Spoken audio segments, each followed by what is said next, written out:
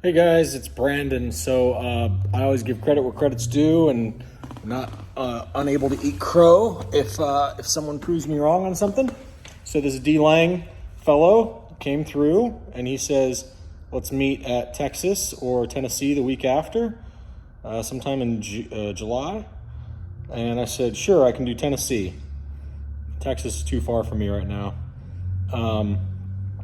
So I will be polite to this gentleman if he's willing to do that deal, and just got to figure out the track insurance, if they want me on there, if they want both he and I, blah blah blah. Got to get a helmet. I don't have one with me where I'm at right now, so I got to get a helmet. But other than that, if you guys are cool and you make sense, I'll be nice. I'm not trying to be an asshole. It's just every fucking day there's some other yip yip dog calling me a yip yip dog, and I'm not here to play games. So anyway, so that'll be fun. And I'll take it easy with the gentleman's car in the beginning, and then if he wants to see really fast, then I'll go really fast and I'll have no problem. Oh, the one thing I wanted to put in this video, I looked through his videos real quick. I saw that he had a C7 Z06. I don't know if he still has it or not. But assuming he has the C7 Z06 and he wants to use that car, then I really can't stress enough, please make sure that the rear caster is set properly on the car. I won't take a C7 Z06 anywhere near the limit if the rear caster is not set properly. I have the tools to check it. So I can check it that day on the ground. I can get underneath the car and see if at least the two sides are symmetrical. Checking that the two sides are symmetrical is not how you set the caster. When you set the caster, you have to worry about the angle with the horizontal. It's supposed to be like a 90 degrees, the little bar that you attach to the knuckle, the hub. It's got to be 90 degrees with the alignment rack, exactly. But what's most important is that they're symmetrical side to side, okay, within like a 10th or a 100th of a degree. So my quick way that I check to see if the caster's set or not is I just check to see that they're symmetrical. If they're not symmetrical, I instantly know it's not set. You see what I'm saying? Because that's what will get you, is when the caster's not symmetrical. If they are symmetrical, then I just go ahead and give the whole situation the benefit of the doubt that at least the car's symmetrical. Now, just because it's symmetrical doesn't mean that it's right, but chances are if the person said it's symmetrical, they also got it right, so I kind of give the car the benefit of the doubt at that point. So I carry that tool around with me everywhere I go. It's like a public service thing that I do to people. If we get to chatting about Corvettes, I'll be in the fucking Lowe's parking lot or wherever, and they'll be like, what do you think I should do to make my car faster? Da, da, da. I'm like, well, have you ever had your rear caster aligned? Yeah, I got an alignment at the dealership. Da, da, da. No, they did not align the rear caster. They're all idiots like Conti and Chuck who say, you should change your camber and your toe and then it'll be better. And they don't actually do the rear caster because it's so time consuming. And that's what I have a problem with Conti and Chuck about when they start talking about alignments. Oh, you should set your alignment more flat. Why? Because you're wearing out the tires on the inner shoulder, Chuck? Maybe if you actually absorbed what I told you, that if you add 34 PSI to the tires when you're driving, instead of whatever it is that you guys put in them, like 28, if you have 34 PSI in the tires while you're driving, they don't wear out the inner shoulder. And the C8 Z06 that I have is proof of that right now.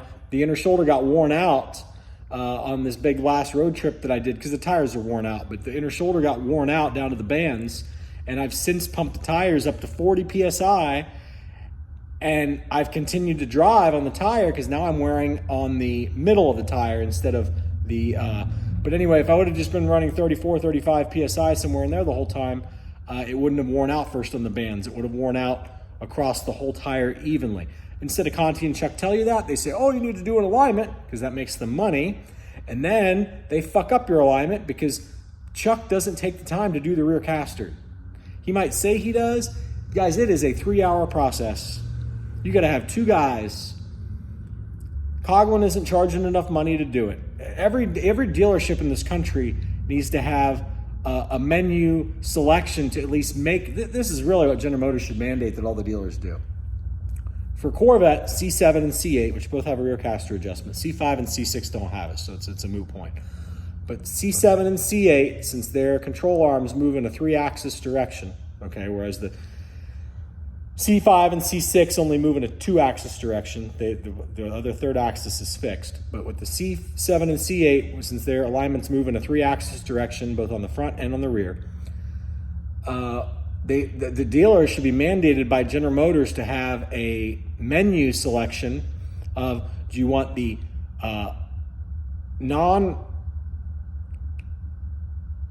non-track worthy alignment, non-aggressive driving worthy alignment?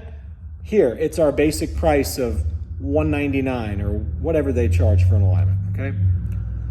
But if you want the one that can be taken to the limit at max lateral G's, it's gonna cost $500.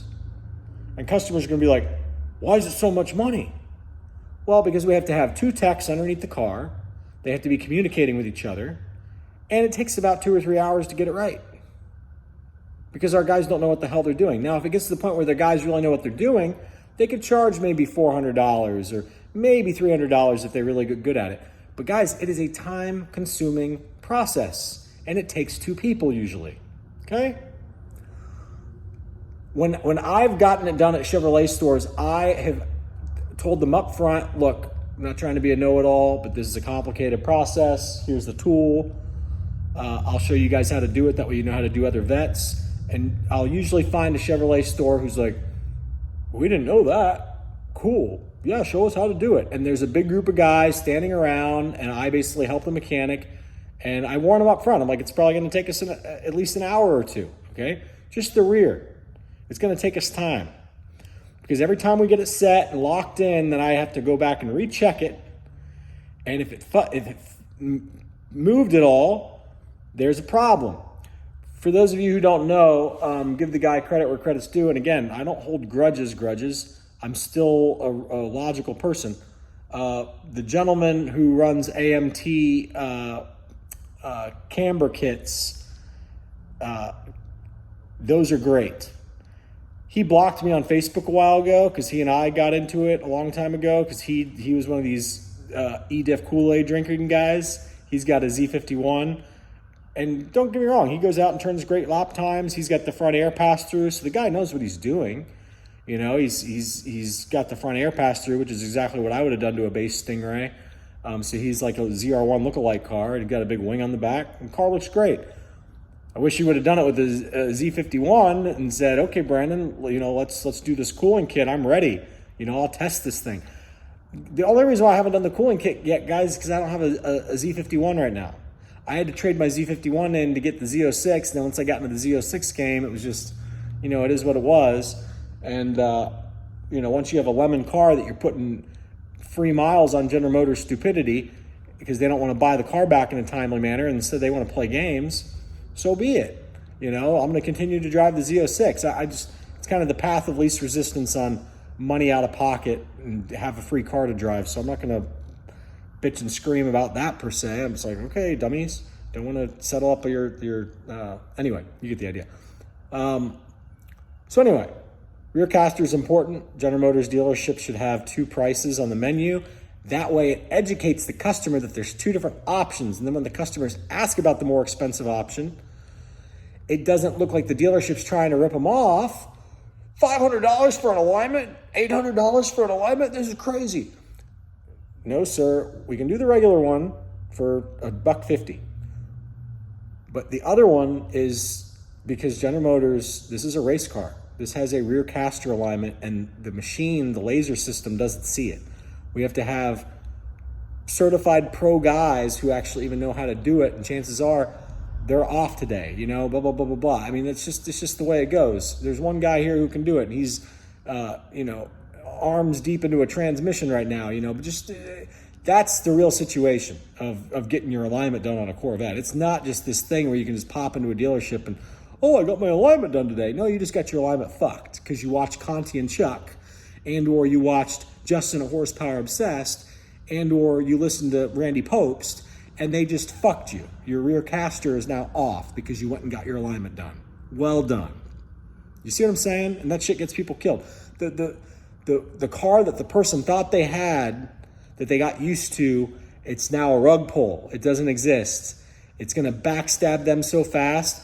Just like Randy Pope says, I was just taking it easy and getting a little spirited coming out of the driveway one day, and wow, ripped my shoulder trying to keep control of this car. This thing is treacherous. This thing is diabolical. Diabolical car, Randy, because you don't know how to fucking align one. Oh, that's the end of that video.